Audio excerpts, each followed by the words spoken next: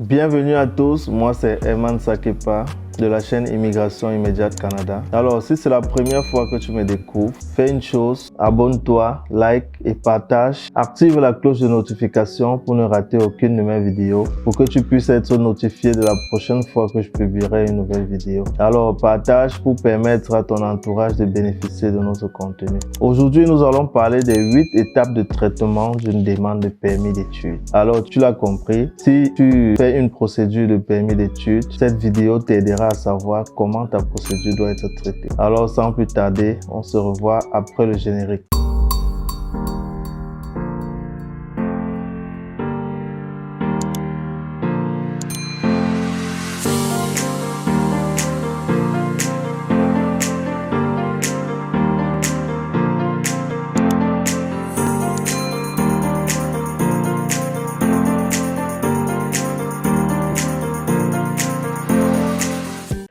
Comme tu l'as si bien vu, aujourd'hui nous allons parler des 8 étapes de traitement d'une demande de permis d'études. Alors, si tu te poses la question de savoir comment ta demande est traitée, écoute cette vidéo attentivement et tu pourras tirer des leçons et avoir des conseils sur la manière dont tu pourras faire ta demande de permis d'études. Alors la première étape, c'est la vérification de tes antécédents. Tu l'as compris, au Canada, ils mettent un accent particulier sur tes antécédents, sur ce que tu as eu à faire avant de soumettre ta demande. Tu entends par là la vérification dans ton pays d'origine ou des pays où tu es passé, parce qu'ils auront à te demander un historique de tes déplacements pendant les 10 dernières années. Tu soumettras tous ces documents. Alors, l'immigration du Canada vérifiera ton passé pour voir si tu as été interdit de territoire dans un pays donné, si tu as été un fugitif, si tu as été un meurtrier.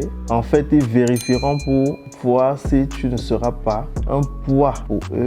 Ils vérifieront pour voir si tu ne seras pas, si tu n'utilises pas le Canada comme un refuge, si tu as déjà été condamné quelque part, que ce soit dans ton pays d'origine ou un pays où tu es passé, sache que ta procédure ne pourra pas aboutir. Alors, si tu veux lancer une procédure d'immigration, rassure-toi que tu pourras justifier que tu as un casier judiciaire blanc en apportant comme pièce justificative un bulletin numéro 3 ou certificat de police pour justifier que tu n'as jamais été condamné. Alors, comme deuxième étape dans le traitement de ta demande, ce sont les données biométriques. Après avoir traversé l'étape de la vérification de tes antécédents ou alors pendant cette même étape, le gouvernement du Canada demandera que tu puisses effectuer tes données biométriques dans un cabinet précis recommandé par le gouvernement du Canada. Ces empreintes leur permettront également de vérifier dans tous ces pays où tu es passé que tu n'as commis aucun crime ou alors que tu es clean. Après cette étape, tu passeras à l'étape de l'examen d'admissibilité. Durant l'examen d'admissibilité, ils vérifieront auprès du cégep ou de l'université où tu as pu demander, où tu as déposé ta demande de permis d'études ou ta lettre d'acceptation. La troisième étape, c'est l'examen d'admissibilité. Au cours de cette étape, l'immigration vérifiera auprès du cégep ou alors de l'université où tu as postulé ta demande d'admission pour vérifier si tu réponds aux critères selon le choix d'études que tu as choisi. Alors, ils vérifieront si, par exemple, tu as un bac D et tu demandes à faire des études en comptabilité. Tu conviens avec moi que ta demande de permis d'études s'arrêtera ici. Ils vérifieront donc si tes bulletins ou alors ton diplôme obtenu correspond au choix d'études que tu as effectué. Si tout est normal, ta procédure continuera et tu passeras à la quatrième étape. La quatrième étape, c'est l'examen des documents ressources financières. Une fois arrivé à cette étape, beaucoup de gens reçoivent un refus. Si jamais les ressources, le relevé bancaire que tu as fourni lors de ta procédure ne correspond pas au montant demandé pour tes frais d'études cumulés, tu recevras un refus. Par exemple, si ta scolarité est par exemple de 20 000 $ par an ou de 14 000 $, qui représente environ 7 millions de francs, il faudra que tu prouves dans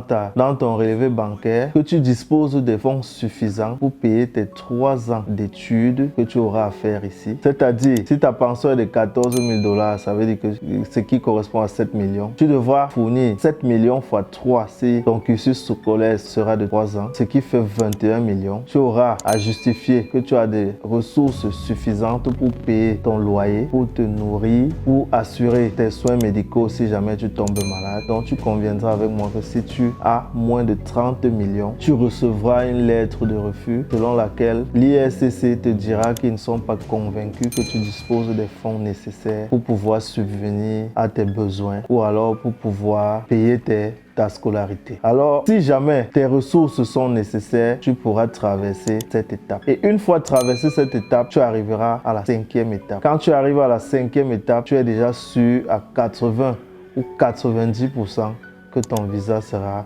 accepté. La 5e étape, c'est l'examen médical. Alors, une fois toutes ces étapes réussies, l'immigration canadienne te permettra d'aller faire un examen médical pour justifier que tu n'as pas de maladie qui pourra contaminer quelqu'un sur le sol canadien. Alors, tu iras faire l'examen médical dans un hôpital spécifié, dans un hôpital spécifique et recommandé par le gouvernement du Canada. Une fois, cet examen coûte environ 170 000 francs. Une fois cet examen effectué, le médecin spécialisé transmettra les résultats des examens à l'IRCC. Et si ton bilan sanguin, si ton examen médical est clean, tu pourras alors facilement passer à la 6e étape, qui est l'étape de l'entrevue. L'étape de l'entrevue n'est pas obligatoire pour certains, car il y a beaucoup de gens qui ne passent pas par cette étape. Mais si jamais tu passes par cette étape, cela signifiera que lors de ta procédure, de ta demande en ligne, tu n'as pas soumis tous les documents nécessaires qu'ils auront besoin pour pouvoir prendre une décision. Alors, durant cette entrevue, ils chercheront à savoir combien d'enfants tu as, si tu es marié, tu as des enfants, etc. Mais pour éviter cette étape, il serait préférable de remplir toutes les procédures ou alors tous les documents nécessaires sur les renseignements familiaux, les renseignements de la famille, etc.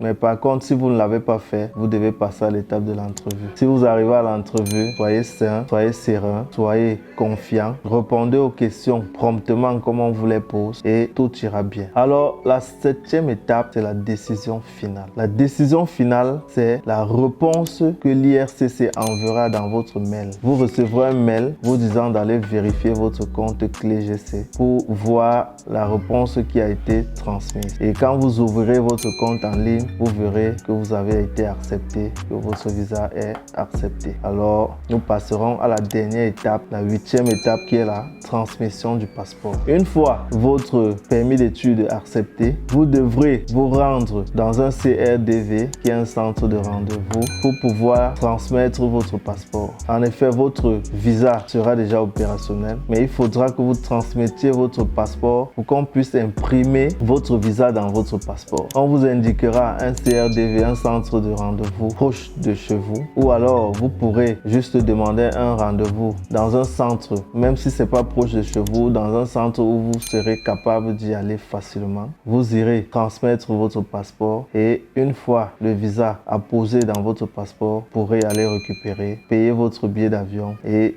vous rendre au Canada. Alors, je me répète sur les différentes étapes de traitement de votre procédure de permis d'études. Premièrement, nous avons la vérification de vos antécédents. En deuxième lieu, nous avons la prise de données biométriques. En troisième lieu, nous avons l'examen d'admissibilité. En quatrième lieu, nous avons l'examen des documents ressources, nous avons l'examen des documents ressources financières. En cinquième lieu, nous avons les examens médicaux. Sixième lieu, l'entrevue. En septième, la décision finale et la transmission du passeport. Alors, si cette vidéo t'a plu et que tu as compris comment se passe le traitement de ta procédure de permis d'études, n'hésite pas, laisse-moi un pouce bleu, abonne-toi, like et partage cette vidéo pour permettre à tous ceux qui sont dans ta situation de pouvoir prendre connaissance et de pouvoir mieux être outillés durant ta procédure de permis d'études. On se voit pour une prochaine vidéo. On se revoit prochainement pour une prochaine vidéo. Ciao, ciao.